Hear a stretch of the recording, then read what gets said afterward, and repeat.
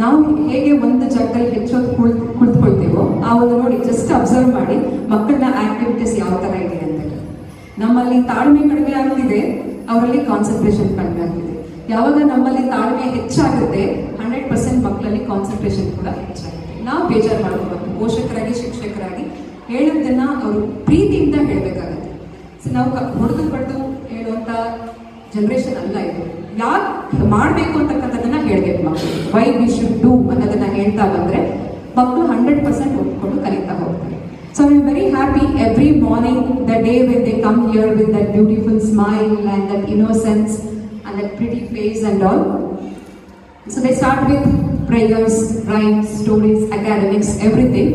So I can assure you, behalf of our management, ನಮ್ಮ ಆಡಳಿತ ಮಂಡಳಿಯವರ ಪರವಾಗಿ, ಎಲ್ಲ ಶಿಕ್ಷಕರ ಪರವಾಗಿ ನಾನು ಒಂದನ್ನ ಹೇಳಕ್ಕೆ ಇಷ್ಟಪಡ್ತೀನಿ.